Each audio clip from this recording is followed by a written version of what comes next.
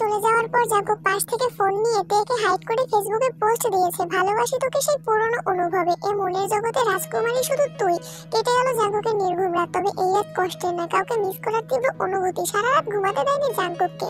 শুক্রবার 10টার পর জাঙ্কুক ঘুম থেকে উঠে ফ্রেশ হয়ে বেরিয়ে গেছে বাসা থেকে। ঘন্টাখানেক পরতে সোফায় বসে টিভি দেখছিল। জাঙ্কুক সাদা রঙের শর্ট হাতা টি শার্ট পরেছে, শক্তপোক্ত বাহুতে টি শার্টের হাতাটা টাইট হয়ে আছে। চুলদারি ছোট করে কেটে সুন্দর একটা হেয়ার স্টাইলও করেছেন। চোখে সানগ্লাস দিয়ে ড্যাশিং লুকে বাসায় ঢুকেছে। তের চোখ দরজার দিকে পড়তে জাঙ্কুক ভাইকে দেখে বিস্ময়কর চোখে তাকিয়ে আকস্মাত বলে উঠল, হাই মে তো মার যাউঙ্গা। জাঙ্কুক কাছাকাছি এসে সানগ্লাস খুলে তের দিকে তাকিয়ে দুবার ভ্রু নাচালো, সঙ্গে সঙ্গে তে ফিক করে উঠল।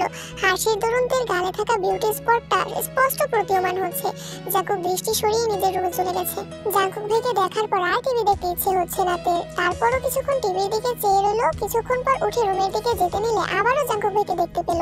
পেস্ট রঙের একটা পাঞ্জাবি মাথায় টুপি দিয়ে নিজের রুম থেকে বের হচ্ছে নামাজে যাওয়ার জন্য। তে ঠায় দাঁড়িয়ে তাকিয়ে রইল জাঙ্কুক ভাইয়ের পানে, দৃষ্টি যেন সরছেই না। জাঙ্কুক তের কাছাকাছি এসে তের চোখের দিকে তাকিয়ে থমথমে কণ্ঠে বলল, এখন ভালো লাগছে তো?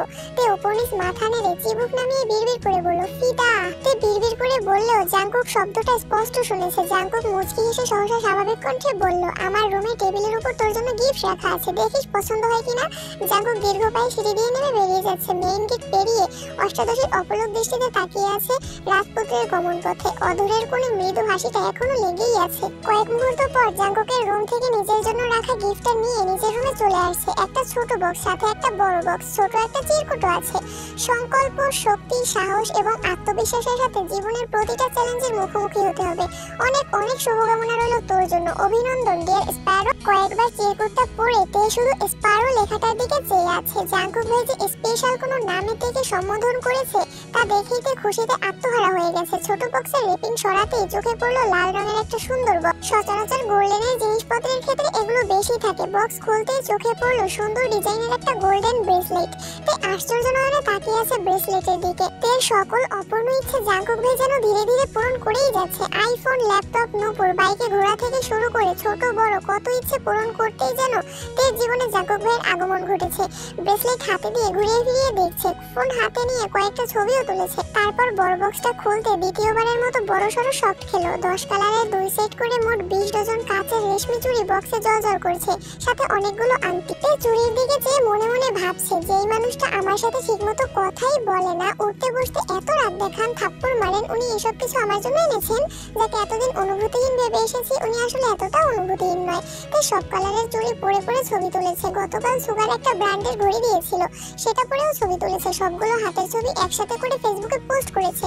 পোস্ট করার সঙ্গে সঙ্গে জিমিন কল করেছে। জিমিনও গোল্ডেন জিপিএ 5 পেয়েছে। গতকাল দুজনেই ব্যস্ত থাকার কারণে কথা বলতে পারেনি। জিমিন ফোন রিসিভ করেই বলল, এত গিফট তোরে কে দিল রে? তে সশব্দে হেসে উঠে বলল, আমার স্বপ্নের নায়ক। জিমিন কপাল কুঁচকে বলল, আবার ফালতু ব্যাটারি নিয়ে স্বপ্ন দেখছিস? তে ঠোঁট কামড়ে বলল, আমি কি করব, আমার তো ভাল লাগে কেন না রে? জিমিন স্বাভাবিক কণ্ঠেই বলল, সেসব বাদ দে, চল বিকেলে দেখা করি। ইয়োনা আর বেসুজিও বলেছে বের হবে, অনেকদিন দেখা হয় না ওদের সাথে। রেজাল্টের খুশিতে একটু আড্ডাও দেওয়া যাবে, আসবি? তে একটু ভেবে বলল, ঠিক আছে। জাঙ্কুক নামাজ থেকে এসে সকাল আর দুপুরের খাবার একবারে খেয়ে বেরিয়ে পড়েছে। জাঙ্কুক বের হওয়ার কিছুক্ষণ পরই তে নিচে নেমেছে। ইয়নজুনকে জড়িয়ে ধরে আহ্লাদে স্বরে বলল, আম্মু একটু ঘুরতে যাই। ইয়নজুন মেয়ের দিকে তাকিয়েই বলল, আমাকে বলছিস কেন? আমি অনুমতি দেয়ার কে? তোর ভাইরা আছে, বাচ্চাচা আছে, তাদের থেকে অনুমতি নিয়ে যা।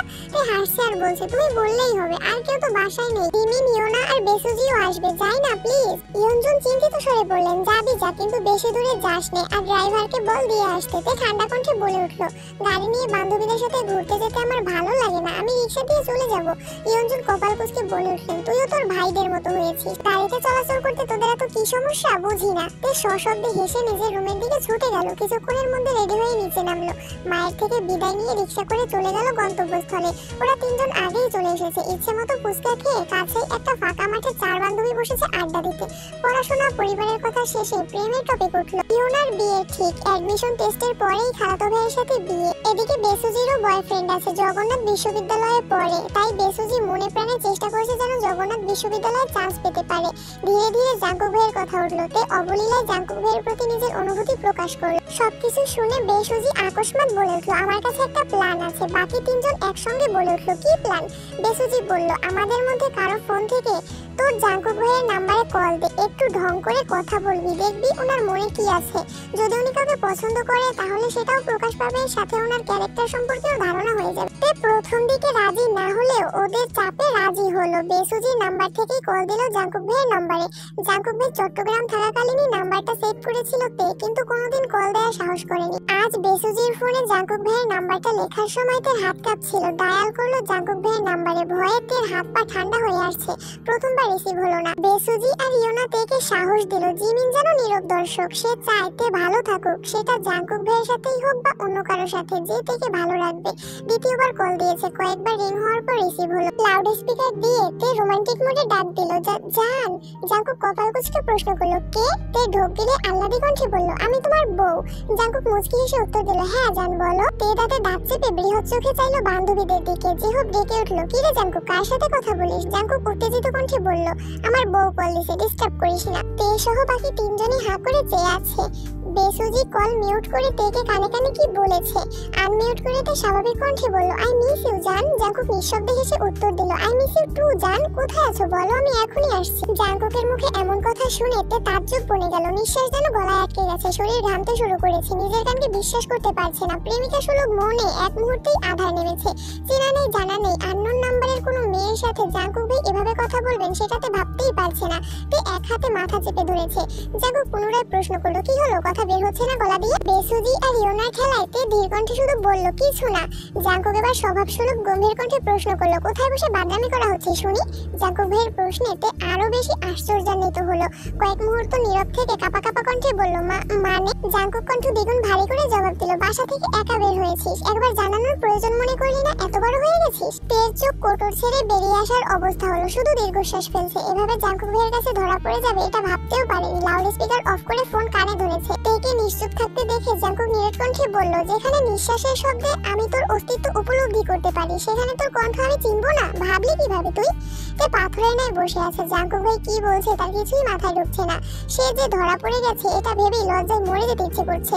জাঙ্কুক ভাই কি নাকি ভাবছে, থাপ্পড় না দিয়ে বসে না। আবার থাপ্পড়ের কথা মনে পড়তেই সঙ্গে সঙ্গে গালে হাত দিল তে। জাঙ্কুক পুনরায় প্রশ্ন করলো, কোথায় আছিস? তে তখনও গালে হাত দিয়ে নিস্তব্ধ হয়েই বসে আছে। জাঙ্কুক রাগান্বিত স্বরে বলে উঠলো, কি হলো বল? তের গলা কাঁপছে। কোন রকমের জায়গাটার নামটা শুধু বলল। জাঙ্কুক স্বাভাবিক কণ্ঠে জানালো, আমি কিছুক্ষণের মধ্যে আসছি, বলেই কলটা কেটে দিল। জাঙ্কুক ভাই কল কাটতেই অষ্টাদশী আকাশের পানে চেয়ে বড় করে দীর্ঘশ্বাস ছেড়ে বলল, আল্লাহ বাঁচাও আমায়, আর জীবনে এমন কাণ্ড করবো না, এবারের মতো বাঁচিয়ে নাও। জিমিন চিন্তিত স্বরে শোধালো, কি হয়েছে, বকা দিচ্ছে? ইয়োনা আর বেসুজিও অবুঝের মতো চেয়ে আছে। তে এপাশ ওপাশ মাথা নেড়ে জানালো, কিছুক্ষণের মধ্যে আসবে, দোয়া কর যাতে মাইর না খাই। এই কথা শুনে ইয়োনা, বেসুজি আর জিমিনও ততস্থ হয়ে গেছে। সবাই চিন্তায় পড়ে গেছে। ফাজলামো করতে গিয়ে এভাবে সিরিয়াস হয়ে যাবে ভাবতে পারেনি। কিছুক্ষণের মধ্যেই একটা বাইক এসে থামলো রাস্তার পাশে। সেই নামাজের সময় পরা পাঞ্জাবিটা দেখেই তে চিনতে পারলো।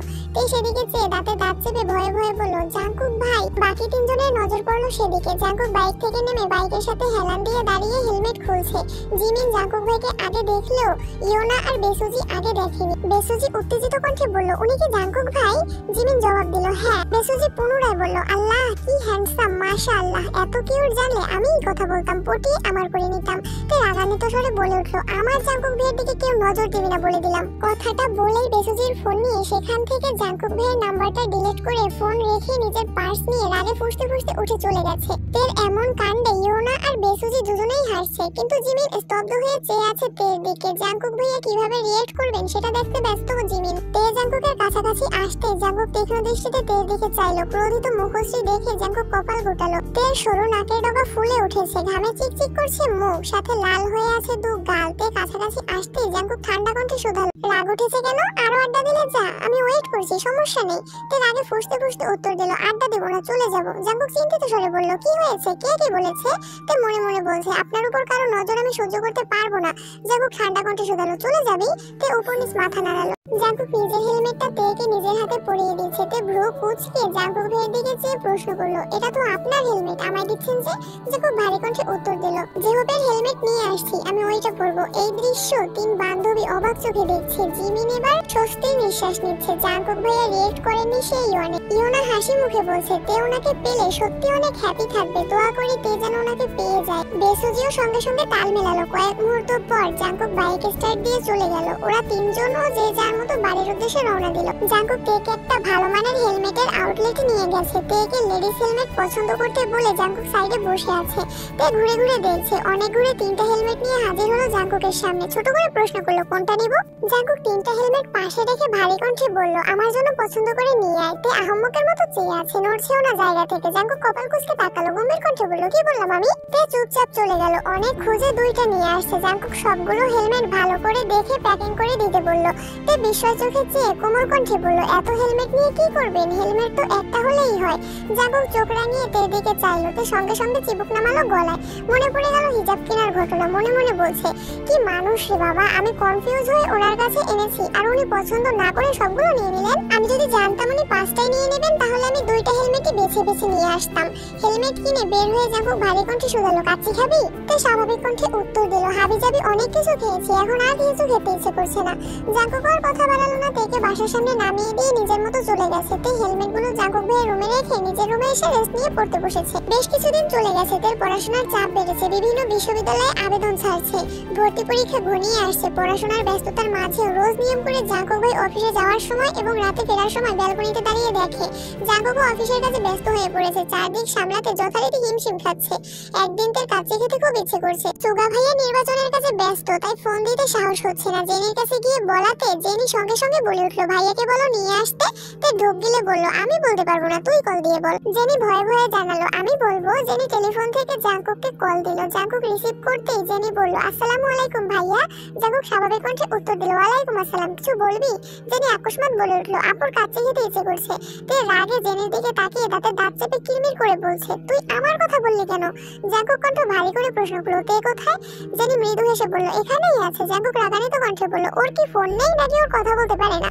তোকে দিয়ে বলাতে হয় কেন? ধমক শুনে তে সঙ্গে সঙ্গে চোখ বন্ধ করে দু হাতে কান চেপে ধরলো যাতে জাঙ্কুক ভাইয়ের বাকি কথাগুলো শুনতে না পারে। জাঙ্কুক গম্ভীর কণ্ঠে পুনরায় বলে উঠলো, ওর কাছে ফোন দে। জেনি ভীত স্বরে বলল, আপু চোখ কান বন্ধ করে বসে আছে। জাঙ্কুক দীর্ঘশ্বাস ছেড়ে রাগ হজম করে বলল, ওর কান থেকে হাত সরিয়ে ফোনটা ওরে দে। জেনি যথারীতি তাই করলো। তে ভয়ে ভয়ে ফোন কানের কাছে নিল। কিছু বলার আগেই জাঙ্কুক ঠান্ডা কণ্ঠে জিজ্ঞেস করলো, কাচ্চি কি এখনই আনতে হবে নাকি ঘন্টাখানেক পর নিয়ে আসলে হবে? তে বিস্ময় চোখে তাকালো জেনির দিকে। ভেবেছিল না জানি কত বোকা খাবে, কিন্তু ঘটলো পুরো উল্টা। তে স্বাভাবিক কণ্ঠে উত্তর দিল, পরে আনলেও হবে।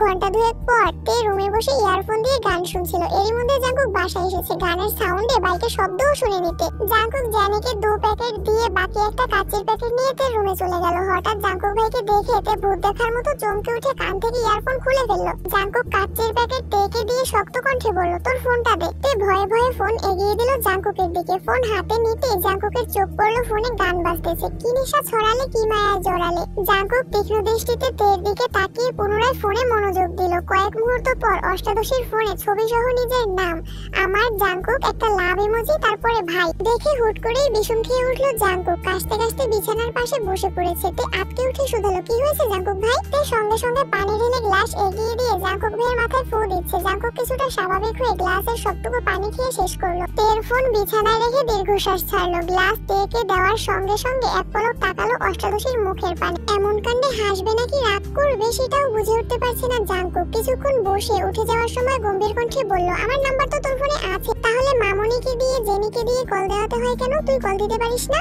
তুই জিহ্বায় কামড় দিয়ে মাথা নিচু করে দাঁড়িয়ে আছে। 2 পা এগিয়ে জাঙ্কুক পুনরায় থমকে দাঁড়ালো। ঘাড় ঘুরিয়েছে রাজভারী কণ্ঠে বলল, ভন্ডামি বাদ দিয়ে পড়াশোনায় মনোযোগ দে।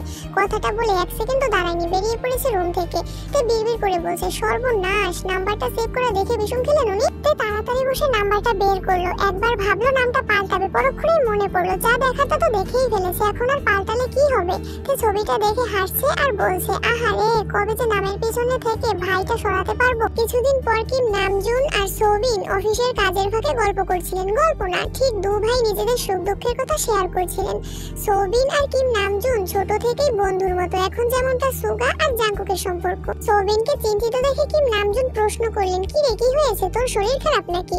সোবিন চিন্তিত স্বরে বললেন, তেকে নিয়ে খুব চিন্তায় আছি ভাইজান। কিম নামজুন গম্ভীর কণ্ঠে শুধালেন, তে মাকে নিয়ে আবার তোর কিসের চিন্তা? কত লক্ষ্মী একটা মেয়ে। সোবিন তপ্ত স্বরে বললেন, সামনে ভার্সিটি পরীক্ষা, মেডিকেল পরীক্ষা, সুগাটা তো ঠিক মতো পড়লোই না, এখন সব আশা ভরসা তো তেকে নিয়েই।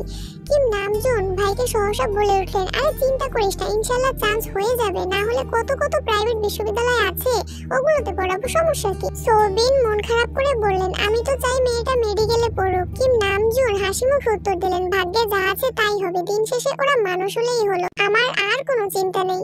সোবিন এবার একটু ঠাট্টার স্বরে বলে উঠলেন, হ্যাঁ তোমার আর কি চিন্তা, তোমার ছেলে তো পড়াশোনা শেষ করে তোমার কথা মতো ব্যবসায় জড়িয়ে গেছে, তোমার তো খুশি লাগবেই।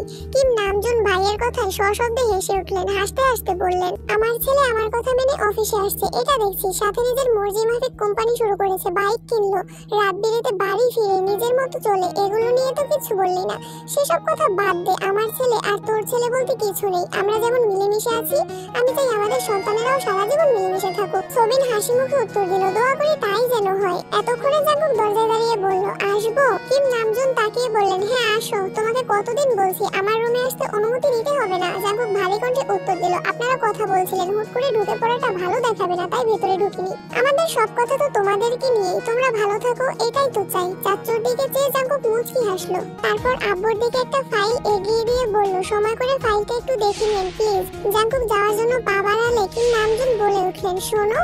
কিম নামজুন ছেলের দিকে তাকিয়ে নরম স্বরে বললেন, দুই অফিস সামলাতে কি খুব কষ্ট হচ্ছে?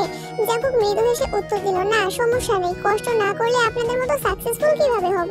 কিম নামজুন নিঃশব্দে হেসে বললেন, সব বাদ দিয়ে কাজ করলে তো হবে না, নিজের যত্ন নিতে হবে, অফিস তো শেষই, বাসায় যাবে না? জাঙ্কুক ঠান্ডা কণ্ঠে বলল, 5-10 মিনিট পর বেরিয়ে যাব। জাঙ্কুক বাবার কেবিন থেকে বের হয়ে নিজের কেবিনে চলে গেছে। সোবিন আর কিম নামজুন ফাইল চেক করে রেখে বেরিয়েছে বাসায় যাওয়ার উদ্দেশ্যে। ড্রাইভার গাড়ি নিয়ে আসতে আসতে কিম নামজুন হঠাৎই গঙ্কাইকে দেখে কিছুটা এগিয়ে গিয়ে উচ্চস্বরে ডাকলেন, এই গঙ্কাই। গঙ্কাই কাছে একটা দোকানে কি যেন কিনতেছিল। কিম নামজুনকে দেখে এগিয়ে এসে সালাম দিয়েছেন। কিম নামজুন সালামের উত্তর দিয়ে বললেন, কেমন আছো তুমি? গঙ্কাই হাসি মুখে উত্তর দিলেন, জি আলহামদুলিল্লাহ ভালো, আপনারা কেমন আছেন? দু ভাই সশরে বলে উঠলেন, আলহামদুলিল্লাহ ভালো। কিম নামজুন স্বাভাবিক কণ্ঠে প্রশ্ন করলেন, তুমি যে অসুস্থ ছিলে, সুস্থ হয়েছো? গঙ্কাই মনে মনে বিড়বিড় করে বলল, ছেলে মেরে হাসপাতালে পাঠাইছে আর এখন বাপে খবর নিচ্ছে, ভালোই। কিম নামজুন পুনরায় বলে উঠলেন, তুমি যদি বলতে আমাদের বাসা দূরে হয়ে যায় তাহলে তোমার জন্য আমি পেমেন্ট বাড়াতাম, কিন্তু তুমি তো কিছু জানালেও না। গঙ্কাই শুধু বলেছে না মানে অমনি চোখ পড়েছে অফিসের গেটের সামনে দাঁড়ানো জাঙ্কুকের দিকে, চোখ রাঙিয়ে তাকিয়ে আছে গঙ্কাইয়ের দিকে। সোবিন গম্ভীর স্বরে বললেন, কি হলো? গঙ্কাই ঢোক গিলে ধীর কণ্ঠে জানালো, অসুস্থ ছিলাম তাই জানাতে পারিনি। এটা কি আপনাদের অফিস আঙ্কেল? কিম নামজুন হাসি মুখে উত্তর দিলেন, হ্যাঁ আসো, ভিতরে আসো, চা কফি খেয়ে যাও। গঙ্কাই মাথা নেড়ে না করলো আর মনে মনে বলল, আগে জানলে এই রাস্তায় আসতামই না, আবার অফিসে বসে চা কফি খাবো, আর মার খেতে চাই না। গঙ্কাই চোখ তুলে চাইতেই দ্বিতীয়বার চোখাচোখি হলো জাঙ্কুকের সাথে। জাঙ্কুক রাগে কটমট করছে। গঙ্কাই তাকাতেই আঙুল দিয়ে ইশারা করলো চলে যেতে। গঙ্কাই বাধ্য ছেলের মতো বিদায় নিয়ে সেখান থেকে কেটে পড়লো। কিম নামজুন আর সোবিন ঘুরতে জাঙ্কুক হেলমেট পরতে ব্যস্ত হলো। সোবিন জাঙ্কুকে দেখে বলে উঠলেন, ছেলেটাকে তের জন্য টিউটর করা ঠিক করা হয়েছিল, তুমি আসার পরেই তো পড়াতে গিয়েছিল, চিনতে পারোনি? জাঙ্কুক গম্ভীর কণ্ঠে উত্তর দিল, কি জানি খেয়াল নেই। কিম নামজুন ভাইয়ের দিকে চেয়ে জানালেন, ছেলেটা পড়াবে বললে তো পেমেন্ট বেশি দিয়ে হলেও রাখতাম, বলতে তো পারতো। জাঙ্কুক ভারী গলায় কপাল কুঁচকে বলল, ছেলে যদি পড়াতে না চায় তাহলে জোর করার কি দরকার আছে? তাছাড়া নতুন টিউটর তো ভালোই পড়াচ্ছে। কিম নামজুন বললেন, একদিন এসে ছেলেটা আর বাসায় গেল না, কল দিয়ে জানালো না। 2-3 দিন পর আমি কল দেওয়ার পর বলল অসুস্থ আর পড়াবে না, আজ সামনে পেয়েছে জিজ্ঞেস করলাম আর কি। জাঙ্কুক কণ্ঠ দ্বিগুণ ভারী করে জবাব দিল, ছেলেটার পড়ানোর ইচ্ছে ছিল না তাই হয়তো জানায়নি, আপনারা এখন তাকে এত প্রশ্ন করছেন, এতে সে বিরক্তও হতে পারে। কিম নামজুন শ্বাস ছেড়ে বললেন, তাও ঠিক, কথা তো আজ বললামই, আর তো কথা বলার দরকার নেই।